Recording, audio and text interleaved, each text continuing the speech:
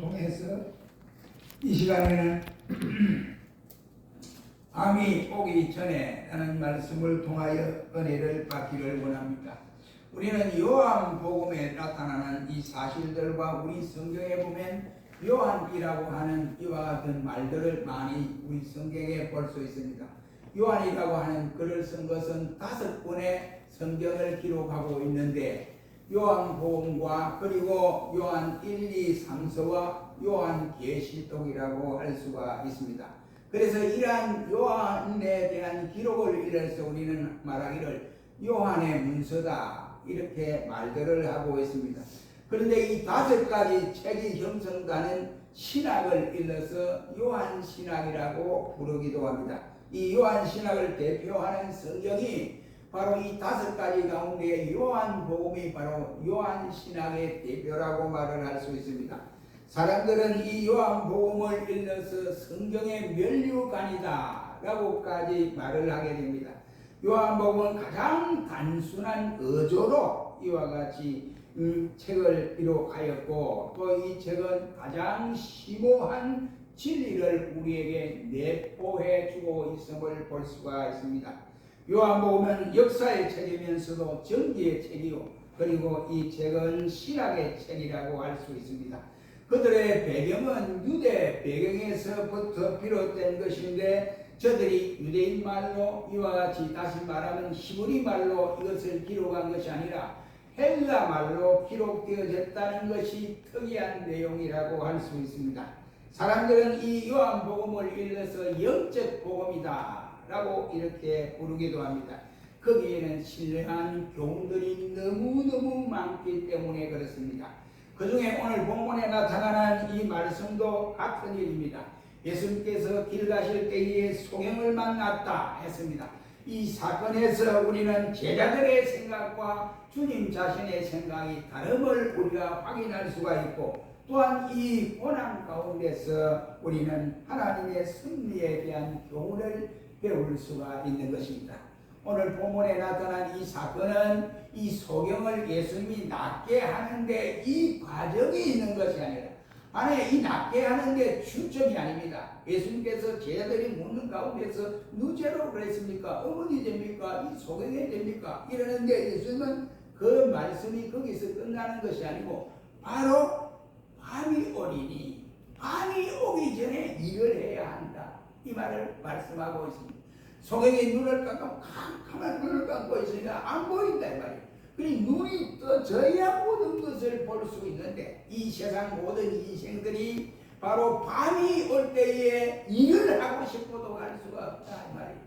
예수쟁이가 이와 같이 건강을 가지고 있고 사업이 잘 되고 모든 것이 만사형통으로 되어지는데 그것이 마냥 이루어지는 것이 아니고 그에게는 꼭 밤이라고 하는 시련이 찾아오게 되어 있다 이 말이에요. 그래서 밤이 오기 전에 일을 해라 이런 말씀을 교훈해 주고 있습니다. 그래서 예수님은 서론으로 1절 말씀에서 소경에 대해서 말씀을 하는데 예수님께서 길 가실 때에 소경된 자 언제? 날 때부터 소경된 자를 만난지라 라고 말씀을 하고 있습니다. 예수님이 만난 소경은 날 때부터 소경이 되었다 라고 말씀을 하고 계십니다. 소경은 눈이 멀어서 보이지 않는 사람입니다. 좀 심한 말로 무식한 말로 말을 하면 봉사라고 말을 할 수 있고 좀 유식한 말로 말을 한다면 장님으로 이와 같이 우리는 통합니다.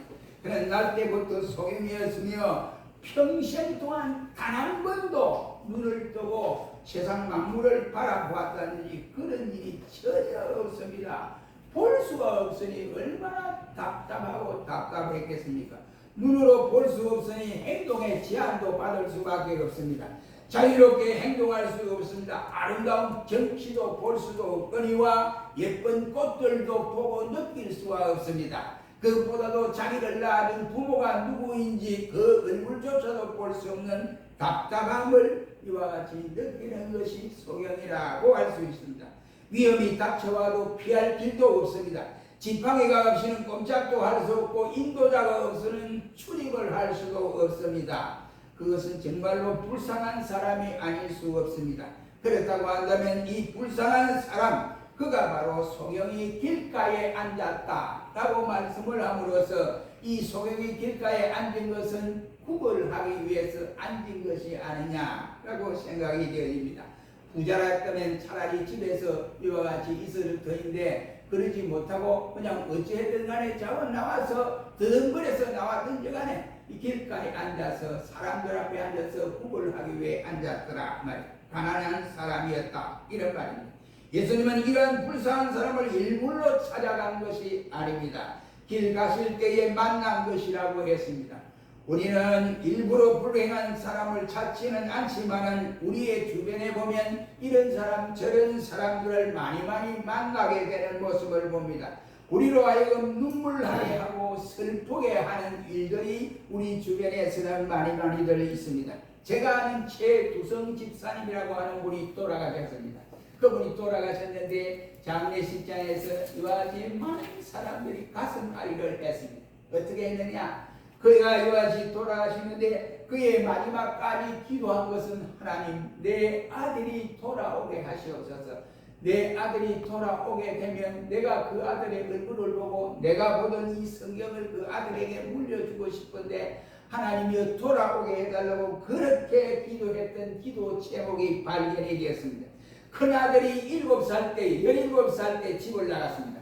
어떻게 집을 나갔는지 전혀 알 길이 없습니다. 아무런 불평이 있다든지 이래서 나갔다면 아마 불평이 있어 집 나갔구나 생각하는데 그냥 나간 거예요. 나가서 깜깜 웃으시게. 그때부터 이 어머니는 하나님 앞에 기도하기를 하나님이여 돌아오게 해달라고. 그러다가 그 시간이 25년이라는 시간이 걸렸습니다. 그리고 25년 동안 긴장 속에서 눈물로서 아들을 위해서 눈물을 흘려 기도를 했는데 그분이 돌아가셨습니다. 돌아가신 과정에서 그가 쓰던 성경을 봤는데 성경에 이 목록을 딱 뒤지니까 그 안에 이와 같이 기가 찬 말이 기록이 되어져 있습니다. 그 성경 안에는 어떻게 썼느냐? 자기가 학습을 언제 받았느냐? 그래서 1985년에 85년 11월 15일에 내가 학습을 받다 이렇게 써져 있습니다. 그리고는 세례받기까지 이와 같이 성경을 한번 읽었다라고 기록되어 있으면서 1986년 12월 14일 세례를 받았다라고까지 기록되어 있습니다. 그래서 이 글자를 보는 이마다 가슴이 뭉클하게 만들었던 일들이었습니다. 그러나 그는 지금 주님의 품에서 눈물 흘린 그것을 주님이 닦아주시고 계시는 줄로 믿습니다. 그래서 한없는 위로를 주께로부터 받고 있으리라고 생각합니다. 왜냐하면 살아서 주님을 너무나 잘 섬겼던 여종이기 때문에 그렇습니다. 불행한 사람들도 예수만 믿으면 이처럼 주님을 통해서 위로함을 받을 수가 있다고 하는 교훈입니다. 위로의 하나님을 믿고 의지하면 주님이 다 위로해 주신다는 말입니다. 조금 전에 우리는 찬송가 91장을 불렀습니다. 슬픈 마음 있는 사람 예수 이름 믿으면 영원토록 변함없는 기쁜 마음 얻으리. 예수의 이름은 세상의 소망이요 예수의 이름은 천국의 기쁨일세라고 했습니다. 주를 믿어야 한다. 소경이라도 주를 믿어야 눈은 감겼지만 보지 못하지만 예수를 믿으면 이런 소망이 있다는 말입니다. 둘째의 말씀을 생각하는 것은 이전 말씀에 보면 오늘 본문에 불행의 원인에 대해서 예수님이 설명을 하고 있습니다. 제자들이 물어가더라 비어 이 사람이 소경이 된 것이 자기의 죄로 그렇습니까? 아니면 부모의 죄 때문에 그렇습니까? 라고 물었습니다. 제자들의 이 같은 질문은 그 이유가 있습니다. 전통적인 유대교의 관점은 불행이나 질병이나 아니면 재난이 당할 때는 분명히 죄가 거기에 포함되어 있다. 이것을 생각했기 때문에 그렇습니다. 그들은 재난이 있는 곳에는 분명히 죄가 있다고 하는 것을 알았기 때문에 그렇습니다. 그러므로 예수님께서 길 가실 때 만난 이 소경도 아마 무슨 죄가 있기 때문에 어머니가 죄하든지 아버지가 죄가 있든지 아니면 본인이 죄를 지었든지 이 죄가 있기 때문에 어릴 때부터 소경이 되었다라고 저들은 그렇게 생각을 했습니다. 아무튼 이 일에 대해서 유대교 또 신학자들은 두 가지 견해를 보여주고 있습니다. 그 하나는 소경 자신의 죄 때문일 것이다 라고 했고, 그건 인간은 모태에서부터 죄인이기 때문에 죄로 말미암아 태어난 인생이다, 그래서 그런지도 모른다 라고 했고, 두 번째로 그 학자들은 부모의 죄 때문에 그러할 수도 있다 라고 저들은 보고 있습니다. 왜 그런가 하니 우리 성경 여러 곳에서 보면 출애굽기 20장에도 보면 아비로부터 죄를 지었으면 아들에게로 3, 4대까지 그 죄가 이르리라고 했고, 또한 출애굽기 34장 말씀에도 보면 아비의 악을 바로 자녀 손 3대까지 보응을 받으리라고 했고, 또 민수기 14장 18절 말씀에는 아비의 죄악을 자신에게 갚아 3, 4대까지 이르게 된다고 했으며, 시편 79편 8절에는 다윗은 말하기를 우리의 열조의 죄악을 기억하여 우리에게 돌리지 마옵소서라고 기도한 내용을 볼 수 있습니다. 이외에도 부모의 죄가 자녀에게 이와 같이 괴로움을 주는 사건들이 우리 성경 여러 곳에서 나타나고 있음을 볼 수가 있습니다. 그렇다면 여러분, 우리는 부모는 부모된 입장에서 자녀들에 당하는 이와 같은 고통당하는 불행을 물려줄 장본인이 되어서는 아니 된다 라고 하는 사실입니다. 세상에서 부모의 죄 때문에 고통당하는 자녀들이 수없이도 많음을 볼 수 있습니다. 부모의 부주의로 실명한 자녀가 있고, 부모의 방탕 때문에 상처받은 자녀가 있으며, 부모의 무책임 때문에 파산당하는 가정이 없지 않아 많습니다. 여러분, 우리의 부모의 죄가 우리 자녀들에게 견딜 수 없는 고통을 안겨주는 부모가 되어서는 아니 될 것이라는 말이 되겠습니다. 정말로 놀라운 일입니다. 우리 모두가 그렇게 되어서는 안 된다 이 말이에요. 다시 본문에 예수님은 말하기를 길 가실 때에 그 소경된 자를 만났다라고 했습니다. 생각하면 불쌍한 사람이다. 장애라고 하는 이것이 바로 한 가지 이유 때문에 사람들에게 멸시를 받고 천대를 받아야 하는 것입니다. 그는 부모에게 버림을 받은 길에서 앉아서 구걸하던 거지가 되고 말았습니다. 이에 앉아서 구걸하던 자가 아니냐 라고 사람들이 말을 했습니다. 그에게 지금 도움이 필요합니다. 동정이 필요한 사실입니다. 그런데 여러분, 제자들을 보십시오. 그 제자들이 하는 행태가 저에게 사랑을 끼쳐주고 어때 따뜻한 말도 해주고 이렇게 해야 할 제자가 제가 누구 때문에 그렇습니까? 저 사람 때문에 그렇습니까? 아니면 부모들 죄 때문에 그렇습니까? 라고 이렇게 따지고 있습니다. 당장 도움이 필요한 사람 앞을 두고 누구 죄 때문에 그렇다 이렇게 소경이 태어났고 그렇게 되었다고 강론을박을 부리는 제자들의 모습이 답답하기 짝이 없습니다. 저 제자들은 우선 그렇게 생각한 이유가 있습니다. 그것은 우선적으로 잘못을 범하고 있는 사건을 보아서 알 수 있고, 저들은 또한 바로 그들에게 사랑이 있었더라면 그런 말은 하지 않았을 것입니다. 사랑이 없었다 이 말이에요. 그들에게 불쌍한 거지를 동정하는 마음이 있었다고 한다면 죄의 원인을 따지기에 앞서 그를 위로하고 도와줄 수 있었을 것입니다. 사랑은 허다한 죄를 가리운다라고 성경은 말씀을 합니다. 그리고 제자들은 그 사람들의 제자들의 마음이 바로 멍이 들었습니다. 다시 말하면 병들었기 때문에 그렇다 이런 말입니다. 그래서 우리 성경은 만물보다 거짓되고 심히 부패한 것은 인간의 마음이라고 했습니다. 아첨하는 입술과 두 마음으로 말을 하는도다라고 시편 12편의 말씀을 하고 있고, 내 마음이 어찌 그리 악한지라고 에스겔 16장 30절의 말씀을 하고 있습니다. 내 고집과 회개치 아니한 말은 또 배반하였다라는 말로 에레미야는 강조를 하고 있고, 강팍하다라고 에스겔은 말을 하고 있고, 돌과 같이 마음이 단단해졌다라고 에스겔 11장에 에스겔은 말합니다. 어리석다라는 말로 바울은 로마서 1장에서 표현을 하고 있습니다. 사람의 마음이 이렇게 병들었기 때문에 남의 허물만 보고 좌우지하고 그것을 판단할 위치가 아니다. 우리는 절대로 그 사람 때문에 판단을 해서는 안 됩니다. 그 사람을 징치해서도 안 됩니다. 사랑으로 감싸주고 그 사람을 위로할 수 있도록 도와줘야 할 위치에 있습니다. 그래서 오늘 본문은 이 불행한 사건을 통해서 예수님이 이 소경에 대해서 말씀하시는 것이 아니고 소경을 서론 삼아서 주님이 하시고자 하는 말씀이 여기에 3절 말씀에서 4절로 담겨져 있습니다.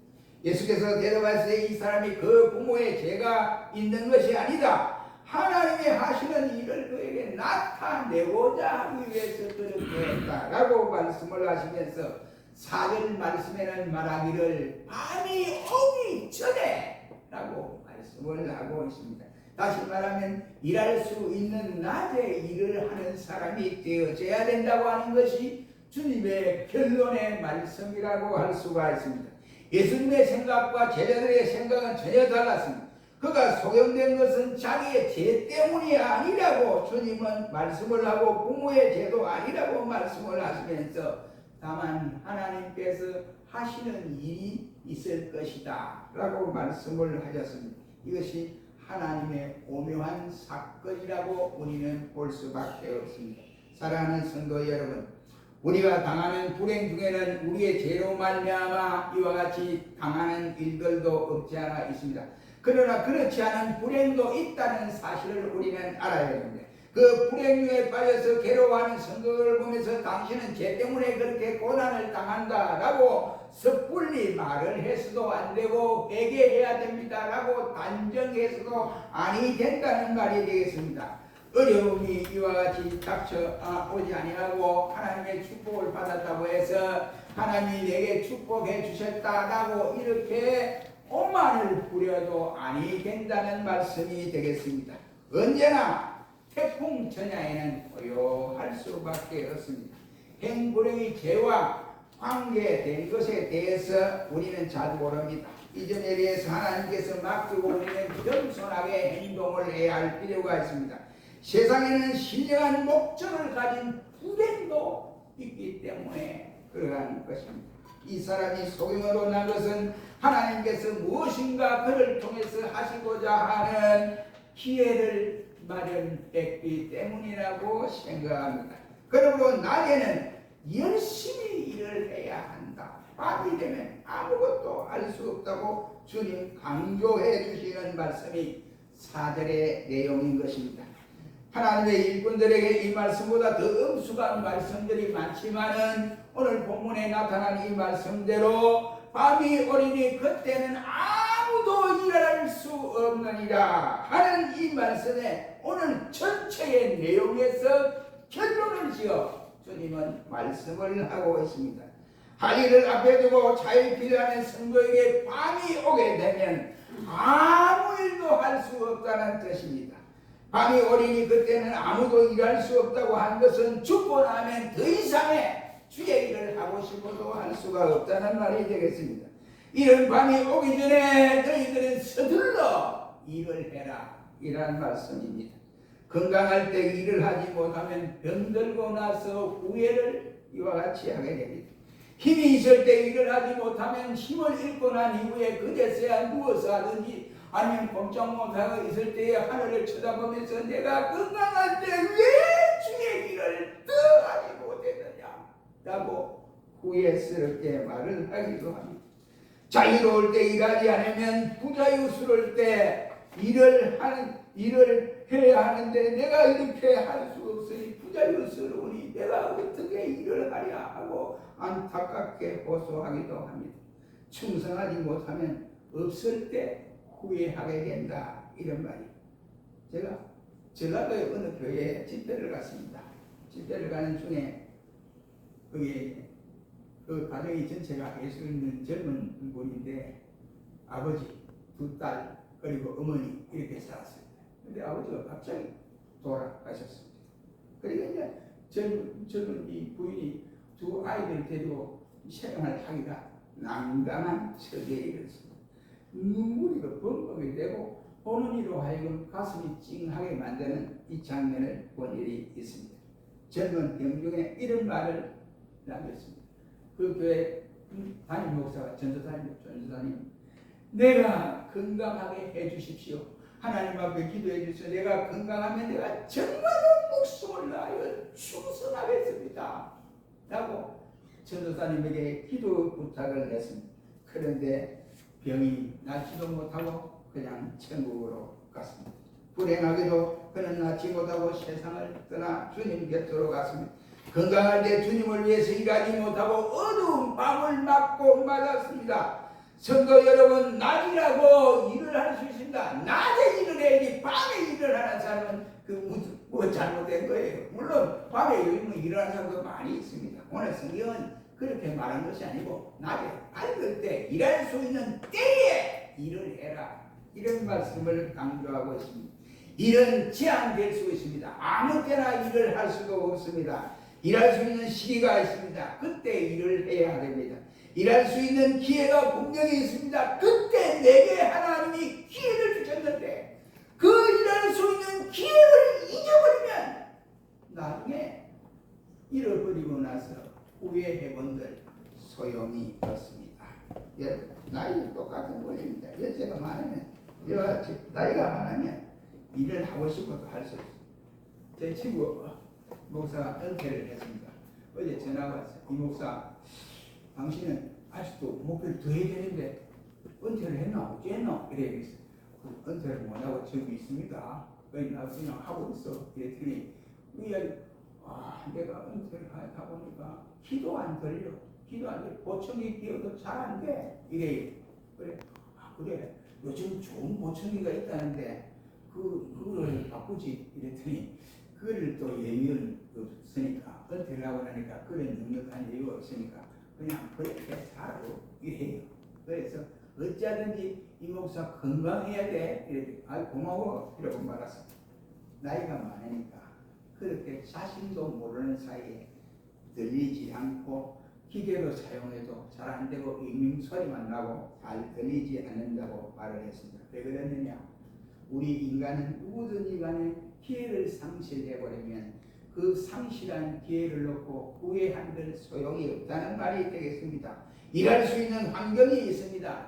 그때 우리는 일을 해야 됩니다. 일꾼이 필요할 때가 있습니다. 일꾼이 필요 없는 데 가서 일한다고 꺼져 가보세요. 일을 써주는 거 안 써주거든요. 일꾼이 필요할 때 일을 해야 한다, 이런 말. 일꾼이 모자랄 때 일을 해야 됩니다. 그때 일을 해야 됩니다. 일꾼을 부를 때가 있습니다. 그때 우리가 일을 해야 됩니다. 여러분, 아무 때나 일을 하면 된다고 말을 할 수 없습니다. 일할 때가 따로 있습니다. 봉사할 때가 따로 있습니다. 그때 우리가 봉사를 해야 됩니다. 신방도 신방 받을 때가 있습니다. 그때 신방을 받아야 됩니다. 돈도 이와 같이 쓸 수 있을 때에 바로 써야 한다. 아무 때나 못합니다.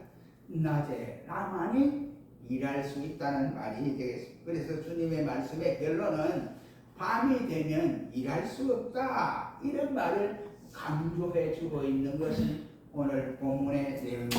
그 이유는 무엇입니까? 밤이 곧 오르니 그때는 아무도 일을 할 수 없다고 말씀을 합니다. 밤이 옵니다. 일할 수 없는 밤이 옵니다. 일할 수 없는 밤이 온다는 말입니다. 인생에게는 피할 수 없는 밤이 있다는 사실을 우리는 기억을 해야 됩니다.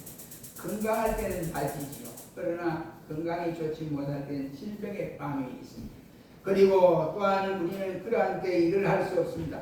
청장년 때는 낮입니다. 그러나 노년의 밤이 오고 있습니다. 나이가 많으면 일을 못합니다.